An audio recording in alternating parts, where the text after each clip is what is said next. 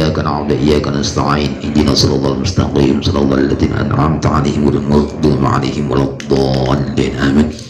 Bismillah walhamdulillah wassalatu wassalamu ala rasulillah sayyidina wa maulana Muhammadin abdillah wa ala alihi wa ashabihi wa man tabi'ahum bisan ila qiyamah amma ba'du. Ingkang kawula mulyakaken panjenenganipun Janabul Fadil Sayyidil Habib ya Allah Abdul Qadir As-Ghafil wala Janabil Fadil Sayyidil Habib Idrus bin Tahir As-Ghaf wal habaib sanesipun ingkang kawula hormati kawula mulyakaken sedherek hadirin hadirat jamaah pengawasan malam Sabtu Wage rahimakumullah. Alhamdulillah pada malam hari ini kita dapat melanjutkan kajian kemarin tentang masalah fadilah takwa.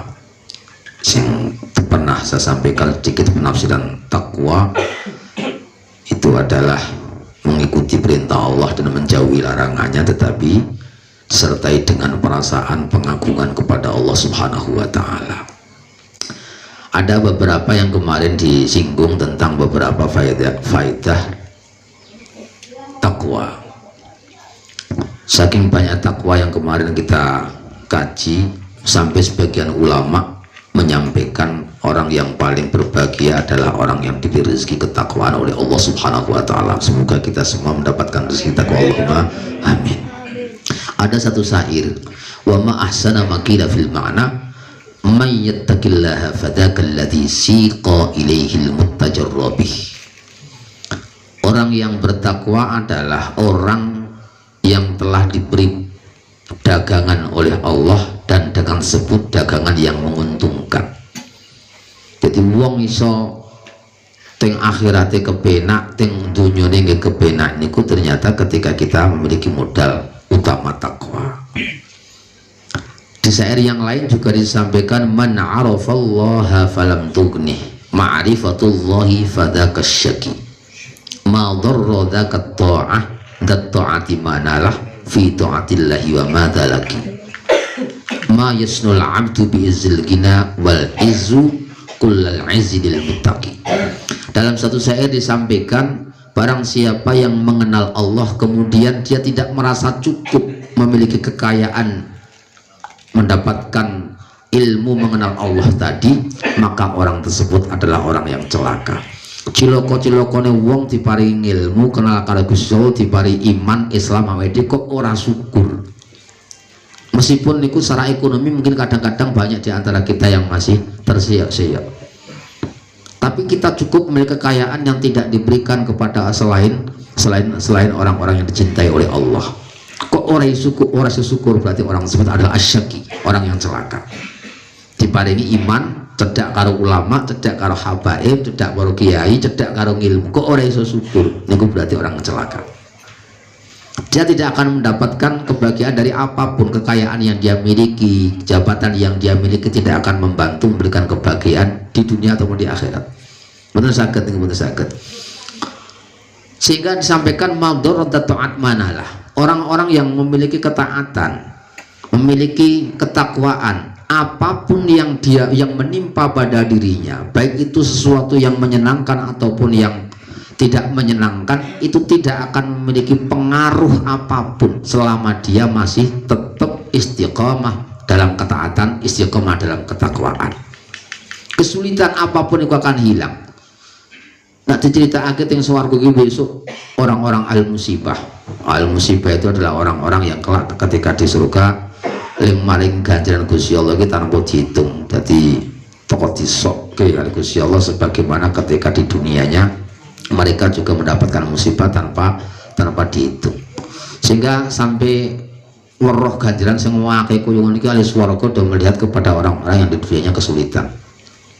Akhirnya dia punya harapan, andai kata dulu ketika saya dunia itu mendapatkan kesulitan, kalau perlu saya sebenarnya siap ketika melihat pahala yang disiapkan oleh Allah di akhirat ini, saya sebenarnya siap ketika di dunia saya dibelah tubuh saya dengan gergaji. Karena saking banyaknya itu tadi, banyaknya keutamaan, keunggulan yang diberikan kepada orang-orang ahli taat, tetapi ketika di dunianya dia mendapatkan musibah. Jadi al-musab nak sabar gitu.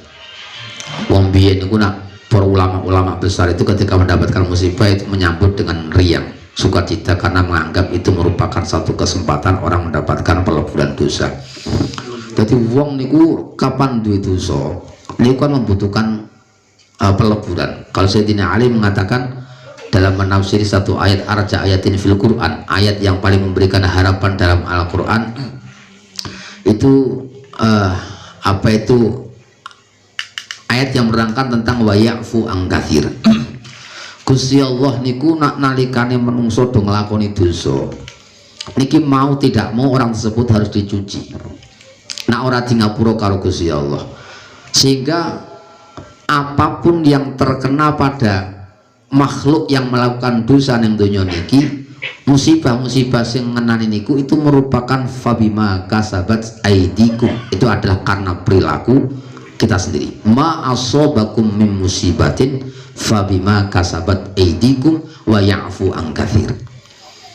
Kenapa diberi orang yang melakukan dosa dikasih musibah oleh Allah? Agar dia mendapat kesempatan dilebur semua keburukan yang ada di dunia, dilebur sama Allah, kemudian kelak ketika dia bertemu dengan Allah dalam kondisi suci dan tidak ada noda dosa sama sekali. Tetapi itu tidak menjamin nak wong dosa kudu disiksa teng dunya barang, tidak menjamin gitu. Maka disebutkan wa ya'fu an katsir. Nah, bentuk musibah inilah, musibah yang menimpa kepada ahli taat ini kalau menurut Sayyidina Ali merupakan kafaratul dzunub. Tapi bukan berarti setiap kita melakukan dosa mesti mendapatkan musibah, tidak tentu. Wa ya'fu an katsir. Ada beberapa dosa yang diampuni oleh Allah sehingga kita punya harapan nok dunya nek disiksa gak kualat istilahnya, no akhirat insyaallah ditutupi kali Gusti Allah. Amin Allahumma amin. Ini satu harapan yang sangat besar sekali, sehingga karena melihat fungsi musibah yang demikian besarnya, dulu orang-orang salaf itu ketika mendapat musibah ya marhaban ahlan bi khudurikum, dia mengatakan itu disambut betul beliau. Sampai ada beberapa, salah satunya adalah sampai itu seorang ulama Fatah al-Musoli. Fatah al-Musoli ini sudah beberapa hari pernah tidak makan, dia cari rezeki tidak dapat, tidak mendapatkan mencukupi kebutuhan dia dan keluarganya sampai 3 hari. Akhirnya dia mengeluh sama Allah, ya Allah, andai kata nanti di hari besok saya mencari kok tidak mendapatkan, maka saya dikasih tahu amal saya menyebabkan saya diangkat, dimasukkan ke derajat orang-orang saya, itu amal saya apa, nanti biasa tambah katanya. Artinya seneng, golek duit, golek tetep niki, ning kok angel aku seneng ternyata. Kenapa kok seneng? Loh, karena itu berarti dia dimasukkan ke dalam cobaan orang-orang solih. Karena itu merupakan sunnatullah, wong soleh, wong ambiya, aulia itu cobaan yuk kangelan golek rezeki barang salah setunggalipun. Iki orang mesti berarti nak dengan kangelan tuh dijamin, jenengan mesti anu ora jamin, jenengan wong soleh jamin. Tetapi entuk cobaan wong soleh. Ya disambutannya, lu jenengan kok ndadeki kula wong soleh itu karena amal apa katanya? Biar saya tambah itu auratnya, biar semakin saya dimasukkan ke dalam orang soleh. Itu karena Fatah al-Musoli merupakan aulia illah. Ini orang jamin, kadang-kadang sebab kakek dosa barang niku wau. Wong kakek dosa yang butuh peleburannya sampai harus dilebur dengan cara kita kesulitan mencari rezeki. Mulanya wong depan melakukan dosa niku lek batu istighfari, sehingga kita tidak membutuhkan peleburan dosa dengan cara kesulitan mencari nafkah. Nah, jarang istighfar ya bisa jadi langsung kita dilebur Gusti Allah dengan cara kita kesulitan mencari nafkah. Maka ketika kita dalam kondisi sulit, tentunya itu sebagai satu cara agar kita dapat introspeksi, muhasabah. Oh, aku dosaku tak jalukin ngapura karo Gusti Allah. Iki tidak mungkin karena fabima kasabat aidikum. Setiap sesuatu yang menimpa ke kita adalah fabima kasabat aidikum, karena perilaku kita sendiri. Ingat mati kanjeng Nabi nak dawuhake niku, ada di antara sekian dosa yang tidak bisa diampuni oleh Allah kecuali dengan cara alhammu fi thalabil ma'isyah, kecuali dengan cara dia diberi kesusahan, keprihatinan karena kesulitan mencari ma'isyah. Iki enek. Jadi sepenyebab menjadikan wong kangelan golek rezeki itu bisa jadi karena itu dilebur kanggo apa-apa gak iso istighfar ora patek tenanan. Ora patek tenanan. Akhirnya perlu dilebur dengan cara kesulitan mencari rezeki. Enak melihat dari sisi niki, dari sisi ternyata iku iso nglebur dosa kan kita apik niki. Sehingga kalau di ulama-ulama besar seperti Ibnu Athaillah niku kadang-kadang dawuhake Al-man'u ainul ato, wong di ora dikei Gusti Allah, sebenarnya di pemberian Allah itu kita tidak dikasih itu, karena dengan tidak dikasih kita akan diberi ampunan oleh Allah Subhanahu wa taala. Wong iki sing iso maca niki ya wong-wong saleh ngoten niku. Nek kula panjenengan serapate saleh ora usah angen-angen niku mawon. Nah jenengan kok melarat ora iso ibadah wong sugih mawon. Sugih mawon daripada jenengan kok melarat kangelan ling ibadah. Sebab wong niku nek cara iso sabar apik, tapi kan tidak semua orang memiliki kemampuan untuk itu. Ora salah.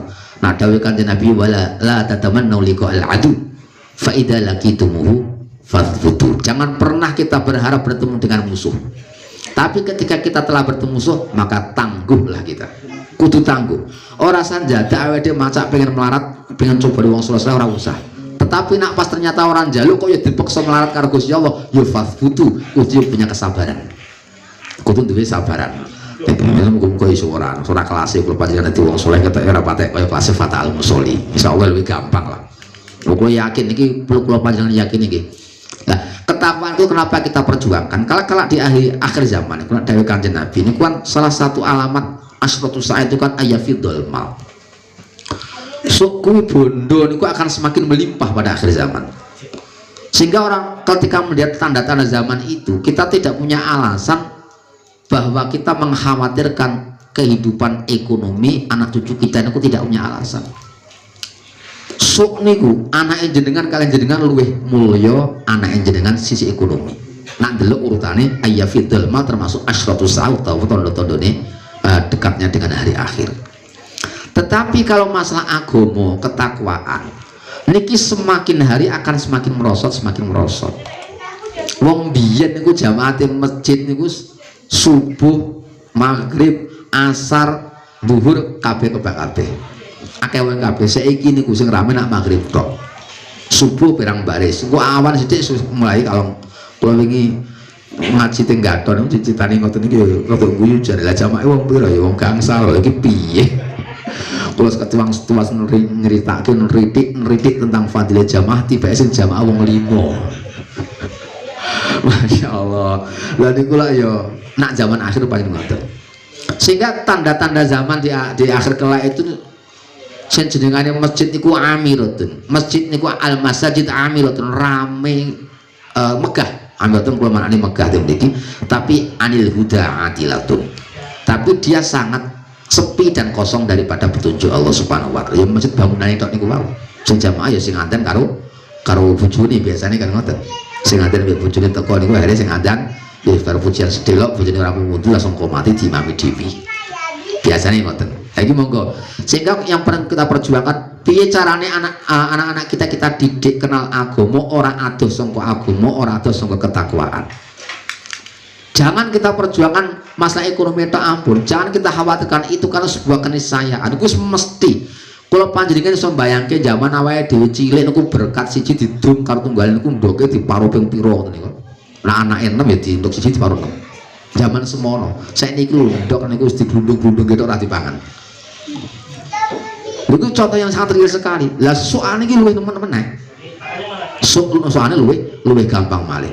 Biyen niku cara buah-buahan niku gampang awake golek niku ketoke cara biyen siji wae tetep pelem siji niku di kampung biyen kan penduduknya sithik, lahan pertanian lebih banyak, lahan perkebunan lebih banyak. Ning kok ketoke panganan niku rada angel. Saiki lahan pertanian semakin sempit, perkebunan rapate ana ning buah sak nggon-nggon ana. Ora wong sugih tok sing ngrasake, wong-wong melarat ya iso ngrasakake. Lha iki mbuktekke kalau secara ekonomi kita tidak perlu khawatir untuk anak-anak awake dhewe. Tapi nek agama kudu dididik. Piye kudu anak dhewe iso takwa, kudu anak turun awake dhewe iso taat nang Allah Subhanahu wa taala. Qala al ulama ridwanullah ta'ala alaihim wa qala ba'dul mufassirin rahimahumullah fi qouli ta'ala ittaqullaha haqqa tuqatih huwa ayyuta'a fala yu'sa wa yudhkara fala yunsa wa yushkara fala yukfar. Intah. Wala yastati al-'abdu walau kana lahu alfi nafsin ila nafsihi wa alfi umrin ila umrih ayyattaqiyallaha haqqa tuqatih walau anfaqa jami'a dzalika fi ta'atillah wa mahabbihi wa dzalika li uzmi haqqillahi ta'ala ala ibadihi wa li jalali 'azamatillah wa 'uluwi kibriyaihi wartifai majdihi. Niki dawuh tafsir sebagian tafsir ketika menjelaskan dawuh Allah, ittaqullah haqqa tuqatih wa la tamutunna illa wa antum muslimun. Bertakwalah kalian dengan sebenar-benarnya takwa dan jangan sampai kita mati dalam kondisi lepas dari iman atau mati dalam tetap istiqomah Islam. Maknane takwa kali Gusti Allah haqqa tuqatih niku maknane pripun?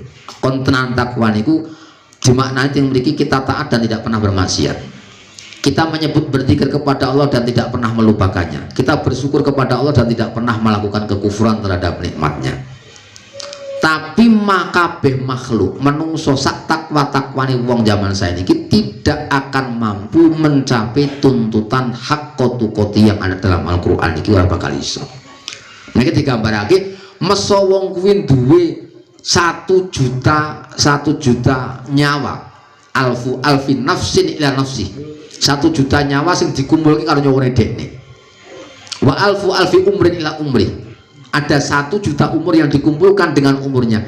Semuanya dilakukan untuk melakukan taat dan bersujud kepada Allah, itu tetap tidak bisa melaksanakan ittaqullaha haqqa tuqatih. Niku sing ibadah terus lho niku nggih. Lho apa meneh awake dhewe kadang-kadang ibadah, kadang-kadang bakul sayur ya pengen ngapusi barang. Singular haqqa tuqatih kan ya aduh. Iki berat ini. Jadi monggo kita harus introspeksi lah, mbek delok kenapa uripe wong salaf tentang bagaimana beliau bertakwa kepada Allah. Mboten saged.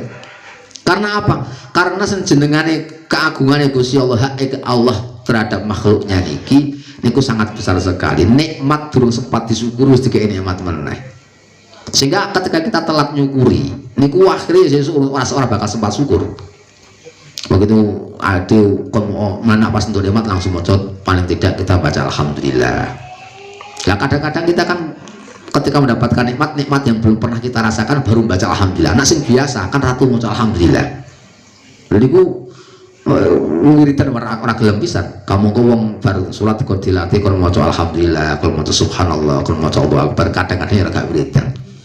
Wong poncing orang undang mulai ana wong seneng wiridan di seneni jalan bid'ah jarene iku ora tau diwarahi Kanjeng Nabi.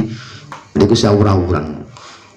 Kalau ada setunggal pun dawuh saking ulama Yaman Habib Sinten Rosupe sendawake man laisa lahu wiridun fa wakirdun niku seorang habaib iki sinten kowe Abdul Rahman Sekaf niku ndawake man laisa lahu wiridun fa wakirdun wong sing gak wiridan iku kethek wong sing senengane nglarang wiridan bar suruh langsung pelencing yo kethek panjenengan iku kethek tenane ngoten niku wae wong bar salat pelencing ora gelem ndonga ora gelem wiridan kadang mengganggu kancane wiridan itu dilangkai sakarepe dhewe banyak kethek ra sopan niku kethek sing dawuh Syekh Abdul Rahman As-Sekaf man laisa lahu wiridun fa huwa kirdun wong sing ra wiridan iku ya kethek. Mon wa akmaluhum Muhammadun sallallahu alaihi wasallam wa qad qala afdhalul qa'imina bihaqqillah wa akmaluhum Muhammadun sallallahu alaihi wasallam fi du'aihi niki nyeritake tentang dungane Kanjeng Nabi sing isine dungane iktirafan bil azzi al qiyam bi sa'ithana 'ala Allah. Kanjeng Nabi isine wong paling takwa lah Kanjeng Nabi, paling agung Kanjeng Nabi, wong sing paling tenanan nyembah Gusti Allah kuwi Kanjeng Nabi. Beliau pun dalam doanya menjelaskan dengan gamblang pengakuan beliau tidak mampu untuk mendirikan pujian kepada Allah sesuai dengan tuntutan Allah. Ora iso.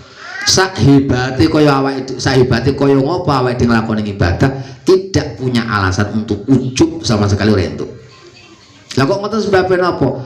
Sak mempeng-mempenge awake dhewe kok sak umure awake dientek iki ibadah tok iku urung iso nyukupi nang gone hake ngawula nang Gusti Allah. Apa meneh nak dongtek. Kanjeng Nabi mawon tetap mengakui iktirafan bil azzi anil qiyam fi sanaillahi ta'ala. Orang mampu rumangsa gak mampu ngalam Gusti Allah sing seperti yang dituntut kali Gusti Allah. Napa isine dungane Kanjeng Nabi ngeten? A'udzu biridhaka min sakhatik wa bi mu'afatika min uqubatik wa a'udzu bika minka la uhsi sana'an 'alaika anta kama athnita 'ala nafsik. Kanjeng Nabi dawuh, nah aku kuwi ya Allah Gusti kula mboten saged ngitung, tidak bisa menghitung terhadap pujian yang seharusnya saya lakukan untuk Engkau ya Allah. sebagaimana engkau memuji dirimu sendiri. Aku arep muji kaya panjenengan mujine jenengan ting ndaten jenengan piyambak kula niku mboten mampu la sisana alika anta kama atnaita ala nafsi, kula mboten saged. Niku Kanjeng Nabi. Lha awake dhewe umat Kanjeng Nabi sing wis adoh petuk karo wong saleh langka. Kadang selapan pisan ngeten iki nek pas ana kegiatan nang Majelis At-Tahiriyah. Nek pas ora yo mbah. Teng pasar tok sing bejo awake dhewe niki insyaallah alhamdulillah kula panjenengan teng niki sumende kumpul karo tiyang saleh mbok menawa kanthi kumpul niku awake dhewe ngibate dongtek ya gak apa-apa ning kumpul karo wong saleh nunjuke mahabbah karo wong saleh esuk iso nggeret nanggone akhiratipun amin Allahumma amin. Ya termasuk mujalasah kumpul tinggen dawuh apa mirengake dawuhe kalam-kalam salaf. Kita kan punya harapan awake dhewe kok ndawuhake dawuh-dawuh orang-orang salaf niku mbok menawa dengan itu nanti kita dapat mendapatkan syafaatkan dari orang-orang salaf kita. Amin Allahumma amin. Ditipun terasaken waqad balagona annallaha wa anna lillahi malaikatan lam yazalu mundu khalaqahumullah fi ruku'in wa sujudin wa tasbihin wa taqdisin la yafturuna anhu. Gusti Allah niki antara setunggalipun dawuh dan jelasake nak Gusti Allah kuwi duwe malaikat sing gaweane sejak diciptakan sampai sok kiamat sok nganti entek niku tiyang niku malaikat niku akan selalu dalam kondisi ruku. Malaikat sing tugase ku ruku tok awet digawe ngantos ora ana pole. Ana sing sujud tok tanpa ana pole sejak digawe. Enten semaca tasbih tok, sing takdis tok. Ora pernah kendu, tidak pernah menyibukkan dengan selain tugas-tugas tadi. Ning fa idza kana yaumul qiyamati yaquluna subhanaka walakal hamdu ma arafnaka haqqa ma'rifatik wala abadnaka haqqa ibadatik. Sing ibadah sejak diciptakan sampai kelak hari kiamat gur satu posisi terus niku wau sok nak kiamat niku tetep ngaku kalau Gusti Allah ya Allah Gusti kula ngaku nak kula niku mboten mengenal jenengan sebenar-benarnya mengenal engkau. Saya tidak menyembah engkau sebenar-benarnya menyembah engkau. Niki malaikat sing ibadah terus. Ibadah malaikat ya banyak tiga wis ngoten niku terus sehingga cara ibadah malaikat itu sendawake refleks. Ya refleks maklum lah malaikat kon sujud surat nafsu malaikat itu. Niki ana keunggulannya anak Adam. Sebagian ulama yang mengatakan ngeten. Ada satu tafsir satu tafsir yang saya Ar-Razi niku menafsiri tentang dawuh Allah Subhanahu wa taala qala inni a'lamu ma la ta'lamun. Nalikane Gusti Allah gawe Nabi Adam niku malaikat sempat protes sithik niku. Matur kali Gusti Allah, ya Allah jenengan niku kok cukup duwe malaikat sing gaweane nahnu sabbuka wa naqdisulah. Kula niku lak pun ngucapake panjenengan bertasbih kepada panjenengan. Lah kok jenengan arep gawe mayyusitu fil ardi yufsitu fiha wa yasfiku dima. Kok pengen gawe khalifah sing iku gaweane ngurusan nang alam dunya. Niku akhiripun malaikat matur ngaten karena Gusti dawuh ini a'lamu ma la ta'lamun, lho iki gak ngerti apa-apa, aku luwih ngerti. Akhirnya dipameri.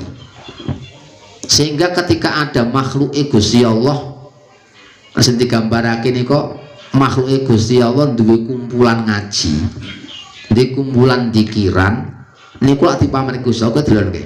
Kawula ku kae iku do nyembah nang aku, do dikir nang aku. Nanti ditakoki malaikat sing tukang absen wong wiridan niku wau. Kan ono kedo ngopo kae? Nggo nyuwun ngampun kaya panjenengan lho. Ndek kok njaluk ngapura karo aku wis tak kandhani, tak seksenana ya. Nak wong-wong sing do njaluk ngapura kae tak ngapura kabeh, sekaligus wong sing do melu-melu teng kono kuwi sing cedhak karo kuwi tak ngapura kabeh. Nanti Gusti Allah dawuh, malaikate dawuh, teng mriku niku lak wong sing teng mriku niku go nimbrung tok, sakjane go liwat perkara riku diundang PBT ora rawuh akhire arep ora diundang arep ora teko ora isin, arep teko teng mriku. Niku go teko melu-melu tok ngoten niku nggih tetep di ngapura. Iya tak ngapura. Walahu aghfir. Sebab napa kok ngoten? Sebab kok ngopo? Ini yang memperjelas ini a'lau ma la ta'lamun. Karepku pancen koyo ngono kuwi Gusti Allah. Aku gawe khalifah sing jarimu ya apa yufsidu fiha wasfiku dima. Gaweane tek nglakoni dosa nang donyane ning ada kalanya pada waktu-waktu tertentu orang tersebut akan berkumpul dengan orang-orang yang berzikir, berkumpul dengan orang-orang yang soleh. Lah ngibadahe wong koyo ngono ki kan karena banyak hal yang menghalang-halangi. Lah nek awakmu ngibadah rukuk terus sujud terus ya wae awakmu ngibadah refleks. Ora Orang sing apa, orang sing ngalang-alangi sama sekali. Tapi nak menungso niku pancen sing ngalang-alangi. Ya bojo, ya anak, ya gawean, kadang kesenengane awake dhewe bareng. Iku mulane terus dia katakan nak orang-orang solih sangka menungso niku itu ada dikatakan lebih utama daripada awamul malaikah. Karena seperti itu dipandang dari sisi menungso ibadah kok iso dadi salat tenan iku godaane akeh. Nak malaikat salat wis mesti sebab ora ono setan sing wani godho karo malaikat. Ora bakal sing wani godho karo malaikat. Buat lha iku malaikat-malaikat sing ibadah terus ngoten kala wau akhirnya pas kiamat matur kali Gusti Allah kula mboten kenal seperti sebenar-benarnya kenal dengan panjenengan. Kula mboten ibadah sebenarnya ibadah kali panjenengan njaluk ngapura karo Gusti Allah rumangsane piyambakipun dianggap durung nglakoni perintah Gusti Allah. Waqat qala ba'dul ulama inna qalahu ta'ala ittaqullaha qatuqati mansukhun biqouli fattaqullaha mastata'tum. Tapi sebagian ulama dawuhake dawuh Gusti Allah ittaqullaha qatuqatihi niku wau niku disalini di amandemen hukume diganti dengan dawuh Gusti Allah fattaqullaha mastata'tum, awakmu takwa karo Gusti Allah sak kuwatmu. Nah perintah yang pertama niku kan dianjurke kon takwa sing tenanan. Ora bakal iso dilakoni. Sahabat biyen durung masa kangelan susah nalikane pertama mirengake dawuh Kanjeng Nabi njelasake Al-Qur'an ittaqullaha qatuqatihi niki wau. Akhire Gusti Allah nurunake setunggalipun ayat malih fattaqullaha mastata'tum, awakmu takwamu sak kuatmu. Kok ora iso salat nang awal wektu ya rampung sik gawean baru salat sebetulnya aja ditokke wektune. Lha niku hebate Al-Qur'an itu sampai seperti itu fattaqullaha mastata'tum. Tetapi kalau masalah urusan larangan Gusti Allah, larang-larangane Kanjeng Nabi, larangan syariat, maka secara total kita harus tinggalkan. Ora ono kowe ninggalke maksiat sak kuatmu ampun. Ning nak kon taat kon sak kuwate, ning nak ninggalke maksiat yo kudu kuat. Kudu kuat kabeh. Ngajar wiridan pirang-pirang sing diwarake ning Kanjeng Nabi niku ayo donga nggih pirang-pirang ora dilakoni kabeh ya ora apa-apa. Salat sunah iku pirang-pirang ora dilakoni kabeh ya ora apa-apa, sak kuwate awake dhewe kenyataane gaweane ya akeh.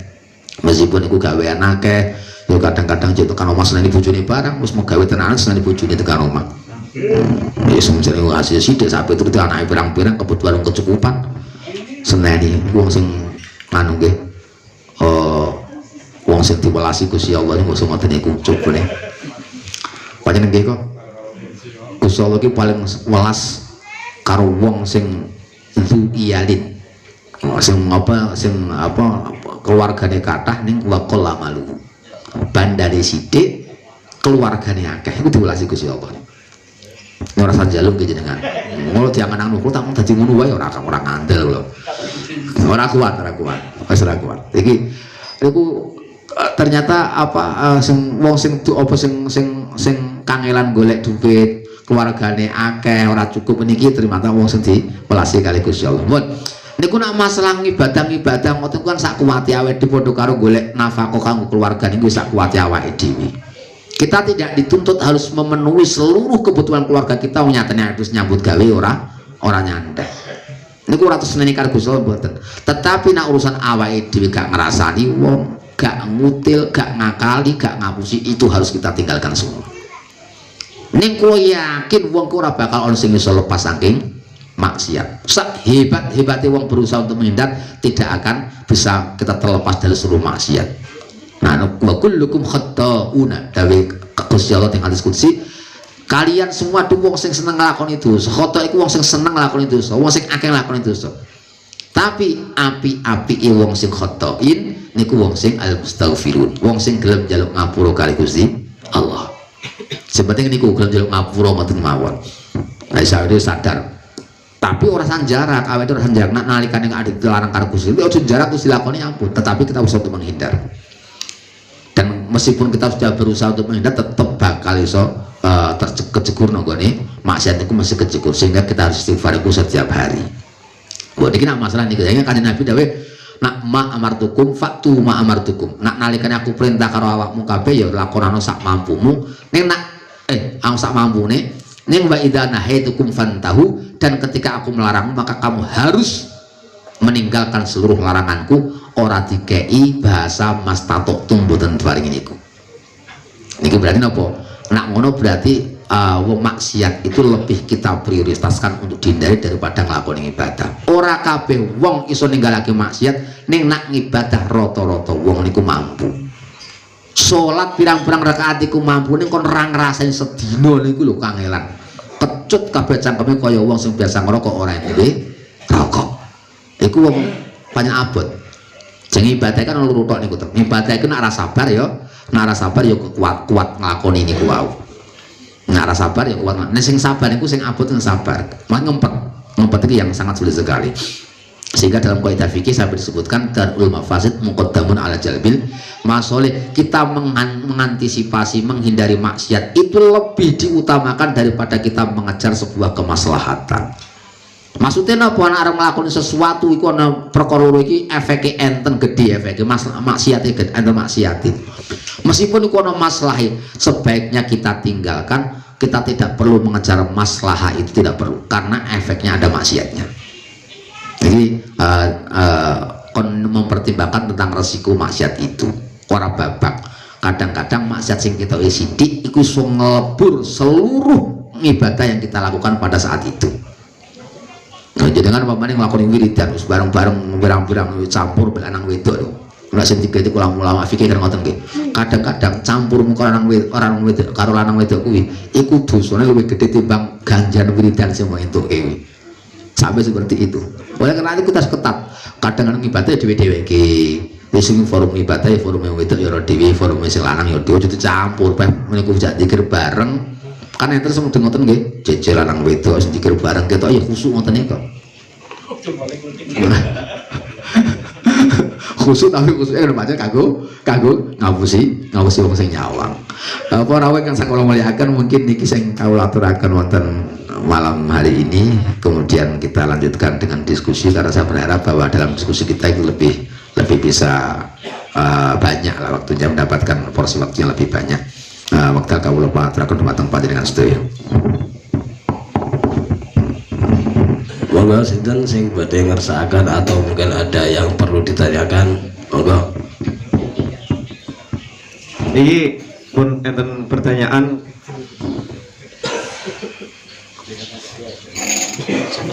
Pak, niki tentang napa niku? Mandi jinabat.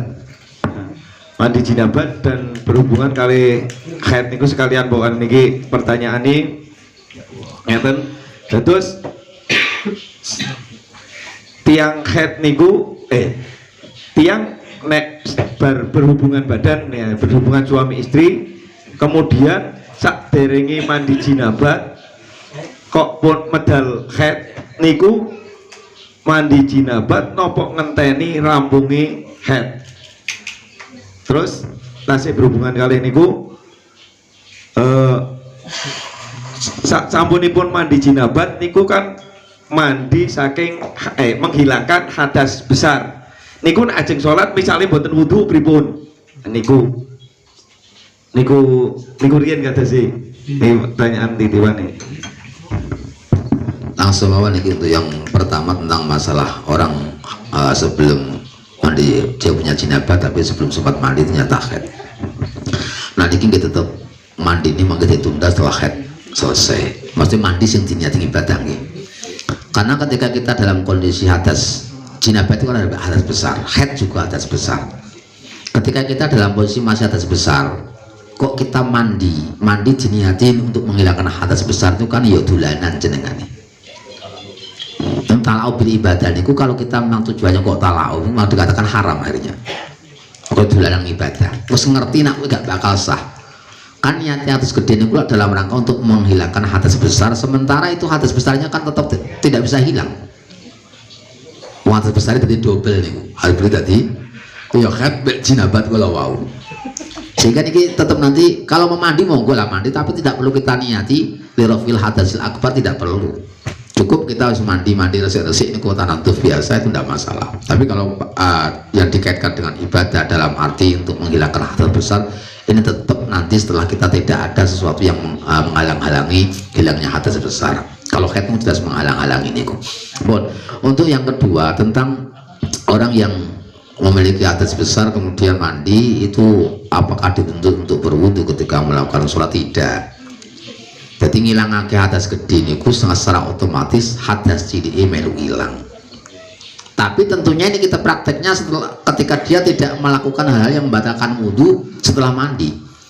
Karena umumnya bar jenengan bar atus ya kepuyu utawa dolanan niku ya dolanan alate dhewe ya tetap jadi batal malih. Karena mandi yang menghilangkan hadas besar adalah gebyuran pertama. Gebyuran pertama sing diniati roto saawak niku dikatakan sebagai yang menghilangkan hadas besar. Kamu kan si awake kan boten ngoten niku tok. Bar niku bar rampung ilang hadas gedene baru kujekku sabunan. Kosok-kosok alung itu semuanya dipegang. Lha iku kan dadi batal meneh akhirnya. Lah karena kita batal, artinya batal kita setelah suci dari hadas besar itu menjadi bermasalah. Kok umpamanya aturannya sunate niku lak kita perlu wudu dhisik, kon cawi dhisik. Saat pun cawi, pas nalikane cawi di alat belakang itu kon atau alat kubul dan dubur tadi kita kon niati iku kon menghilangkan khususnya hadas gede songko tempat itu. Setelah itu kita wudu, setelah itu kita mandi. Jadi terus dhisik genengko ketika kita mandi tidak perlu memegang alat kelamin kita. Karena terus saat durunge mandi. Wudu, setelah wudu kita terus baru gebyuran. Setelah itu kita pastikan tangan kita tidak orang demek menggunakan alat kelamin dhewe. Mangke ku rasa wudu. Kalau wudu yang pertama tadi adalah wudu untuk kesunahan mandi, karena dalam mandi besar kita disunahkan wudu sebelumnya. Sunah nih statusnya. Nah, setelah itu mandi bareng mandi rampung ya wis ora sah nglakoni. Terus kalau kaidah fikih ada kaidah fikih yang menjelaskan bahwa ketika ada satu bentuk ibadah yang lebih umum, lebih gede karo ibadah sing posisinya kecil tapi tujuannya sama-sama harus dihilangkan seperti hadas itu ada loro hadas gede karo hadas cilik kumpul dadi siji. Ikan tujuannya nalikane wudu atau nalikane awake diatus kan ngilangke hadas, maka secara otomatis hadas cilik niku mlebu tenggone adus sing ngilangake hadas gede. Nah hadas gede ini hilang secara otomatis hadas cilik iki hilang. Wong sing gede hilang apa sing cilik iku mesti tambah hilang. Terima aujaba a'dhamal amra ini asqata adwanahuma. Setiap sesuatu yang mewajibkan dua di antara dua hal yang paling besar, yang paling besar di antara dua hal, maka secara otomatis yang paling rendah juga ikut terlibat di dalamnya di dalam yang paling besar tadi yang dalam podo-podo hilangnya. Bon. Nggih, tasih berhubungan kalian niku Pak. Napa niku? Nggih. Yang setri niku biasanya nek head niku keramas asal mboten, walaupun niku dereng rampung niku kan biasanya kok terlalu gatel banget napa anu banget niku nggih pertanyaan niku. Jadi mboten diniati napa niku sesuci saking head tapi keramas asal mboten ngoten. Niku lak sing kersane mungkin yang dikhawatirkan kok nak keramas nek brodol rambutnya ngono nggih. Jenenge brodol rambutnya iki ora sebab keramas tok niku mboten. Akeh tumune dikukuri bolak-balik, seriti bolak-balik gitu tetep brodol niku. Niku jadi ngeten. Kalau memang di dalam hadis yang dikutip oleh Imam Ghazali dalam kitab Ihya itu tentang masalah ketika tubuh ini ketika kelak di akhirat kok junub dan belum dimandikan maka akan dibangkitkan dalam kondisi junub, termasuk rambutnya itu ketika nanti dilepas sebelum sempat kita mandi itu akan dibangkitkan dalam kondisi junub. Dari sisi itu akhirnya Imam Ghazali menyampaikan bahwa hal itu tetap wajib dimandikan. Rambut kita yang lepas itu harus dimandikan, tetapi mayoritas fuqaha ahli fikih itu mengatakan bahwa setiap anggota tubuh orang yang hadas besar yang terlepas dan itu merupakan hal yang wajar terlepas seperti kuku, seperti rambut, itu ketika mandi tidak harus ikut dimandikan. Orang wajib dimandikan. Neng awake dhewe hukume motong kuku pas wayah hadas gede, motong rambut pas wayah hadas gede, tetap hukume makruh. Makruh, tapi tidak sampai ke haram. Dan ketika kita lepas apa harus kita mandikan? Tidak. Nah, kudune ora kudu. Tapi cuma niku afdhole karena ngati-hati dawuh Imam Ghazali niku wau, akhirnya tetap kita memandikannya. Menak wong kait kae biasanya rambutnya dikelumpukake ngoten niku nggih, dibundeli biasanya. Itu saking hati-hatinya sebab dari dawuh Imam Ghazali teng Ihya niku wau. Karena ada hadis yang menjelaskan meskipun hadis itu dhaif. Hadis iki dhaif, tapi sing mutip kan Imam Ghazali itu nyungkani. Nah, sing mutip ulama besar soalnya. Pun. Langsung mawon Pak, niki badhe sangat nyuwun dipun terangaken masalah hadis la sholata li jaril masjid illa fil masjid niku batasane dugi pundi.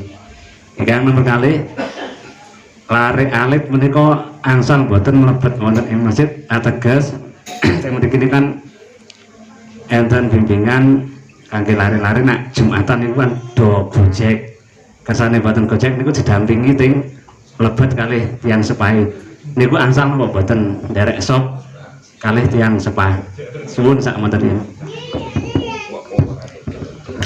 Untuk yang pertama la sholat li jalan masjid lafil masjid niku merupakan tuntutan afdholiyah.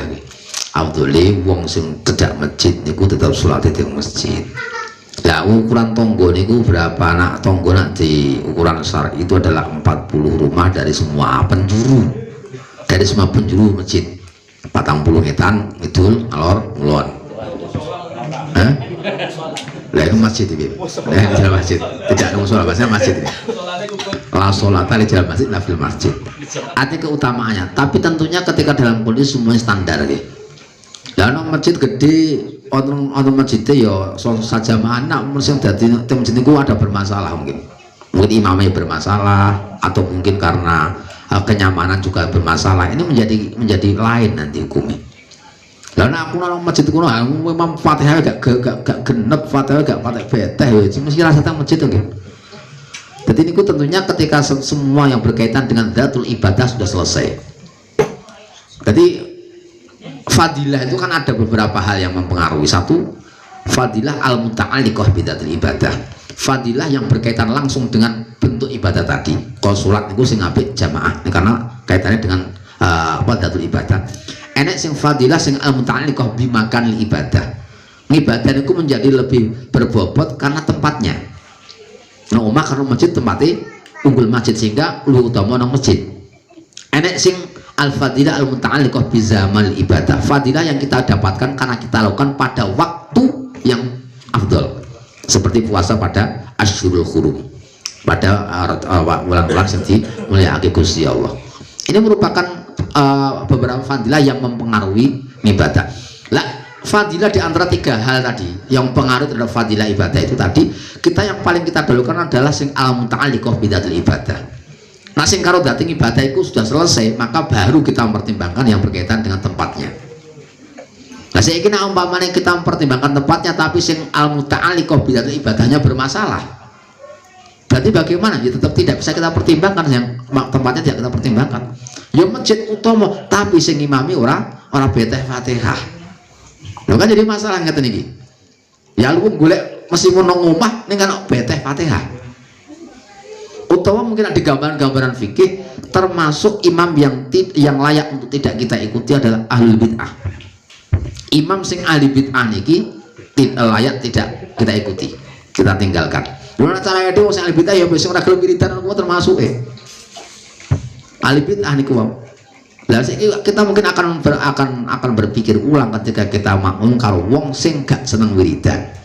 Jadi masalah karena dia al-bid'ah dia menurut versi kita. Lagi nganti makruh. Nah, itu kalau itu orang wedi niku. Nah, cara wedi kan wong sing wiridan. Ora gelem wiridan lah dibid'ah ki wiridan. Dia mengatakan kita bid'ah, sama mereka adalah bid'ah menurut kita. Loh, iya ngoten to niku.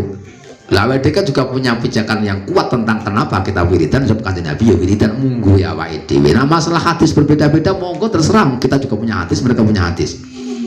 Itu jadi niku ngoten. Nah cara kula kita makmu ya sing sejalar dengan kita. Nah golek sing beda niku ganti bermasalah semacam itu.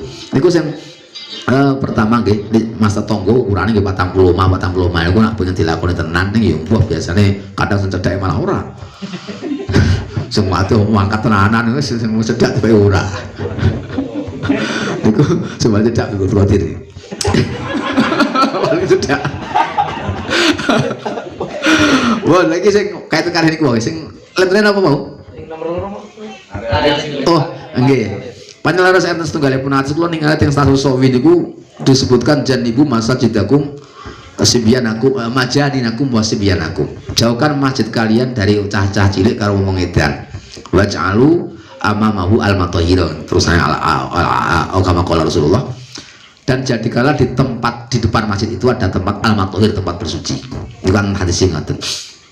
Lah niki tentunya ketika kita melaksanakan formalitas hadis sing ngoten niki wau, tentunya kita juga akan ada sesuatu yang hilang sebab kita punya tugas untuk kaderisasi. Nah bocah cilik ku nak tolong masjid yang akhir gak sopo masjid kadang-kadang wis dikon masjid gak gelem mangkat.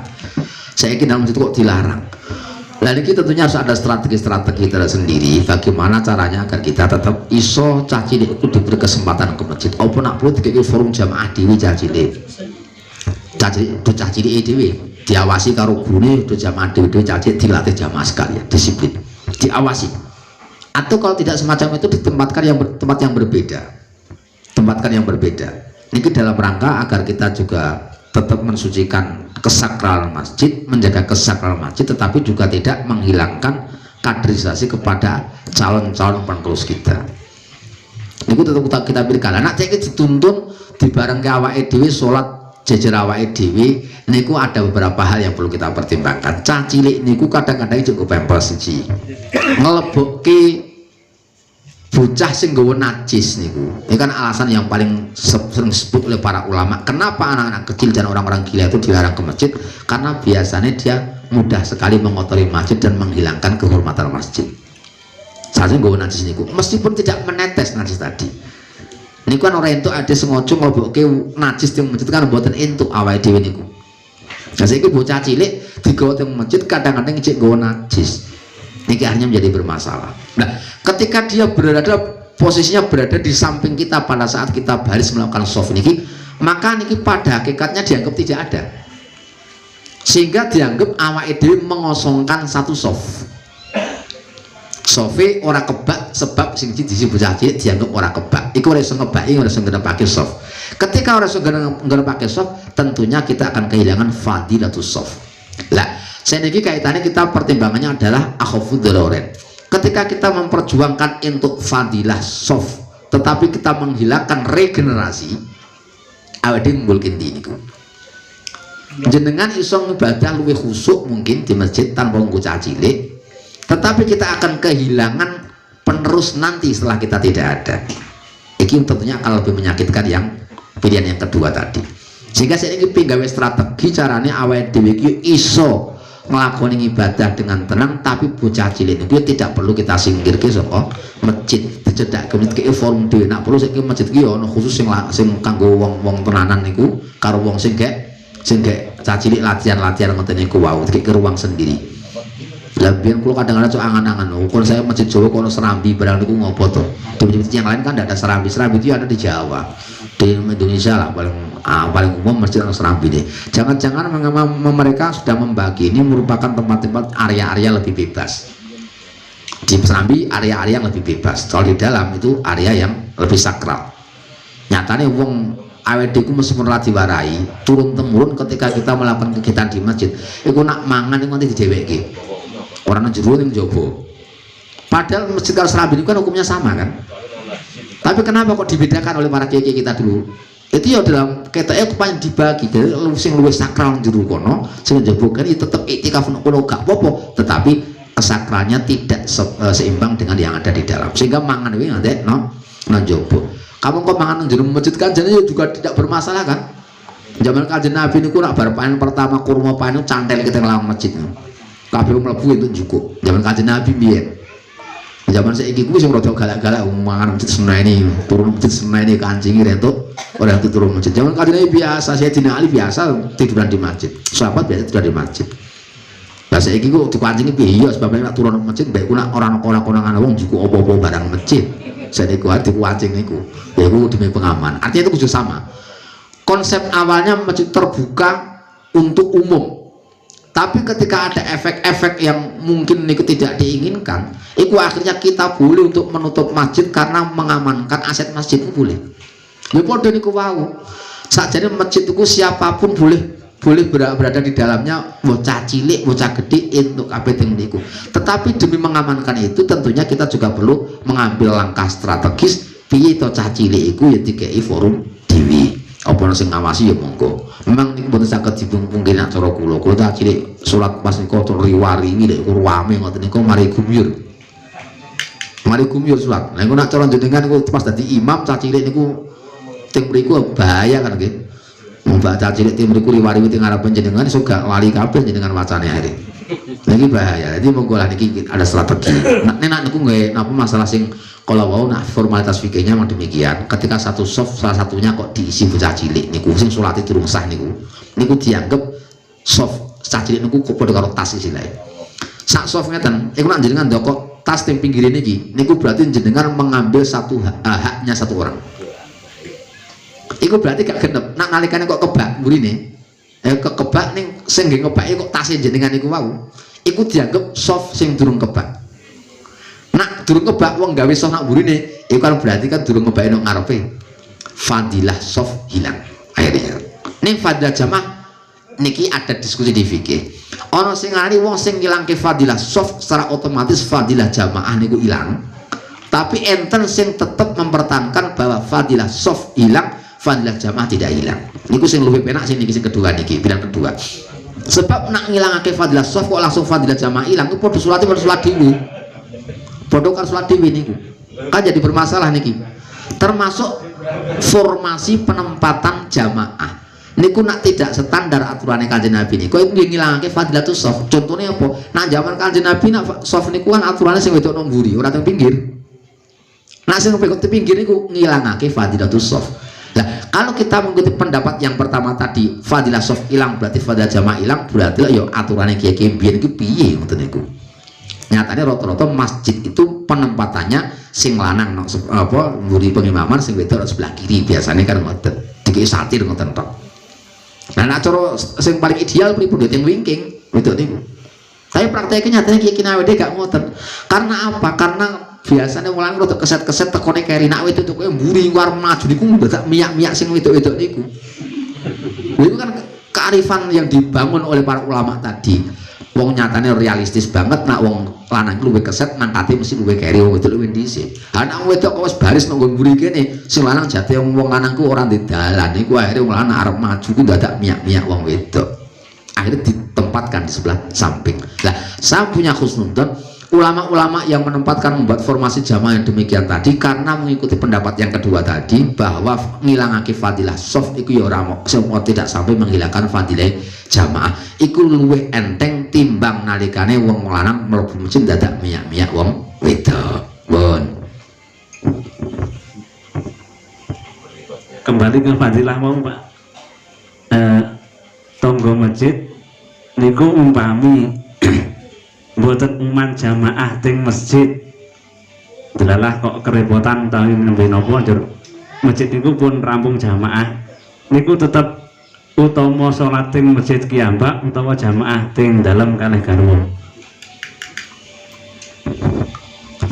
Ya masjid karo garwane. Wis kadung rampung nggih. Isin. Ya nak niku berarti nak jamaah kan fadilah sing al muta'alliqah bidatil ibadah niku. Kalau masjid itu kan sing muta'alliq al muta'alliqah bimakanil ibadah. Tentunya kita lebih mengunggulkan yang jamaah. Nang masjid gak jamaah, kalau nang omah jamaah tetep nang omah sing jamaah. Jadi karena jamaah ini termasuk sing al muta'alliqah yang berhubungan dengan zatnya ibadah. Tapi kalau masjid itu berhubungan dengan tempatnya ibadah itu berarti tetap unggul yang berjamaah tadi. Jadi fadilah kita mengejar fadilah yang berkaitan dengan dati ibadah daripada kita untuk masjid yang oleh iso jamaah. Oh, nah ini pun maklum lah, ini pun maklum.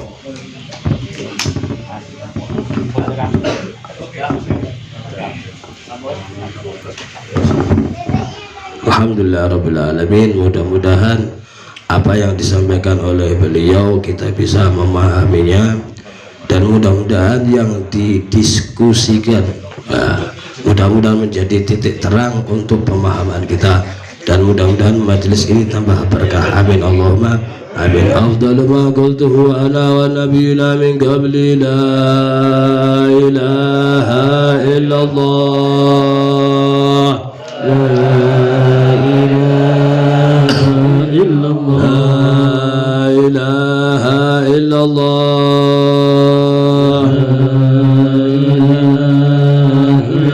la ilaha illallah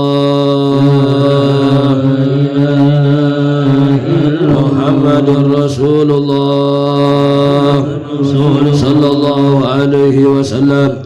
Subhanakallahumma wa bihamdika asyhadu an la ilaha illa anta astaghfiruka wa atubu ilaik. Wa sallallahu ala sayyidina Muhammadin wa ala alihi wa sahbihi wa baraka wa sallam. Walhamdulillahi rabbil alamin. Taqabbalallahu minna wa minkum. Taqabbal ya karim.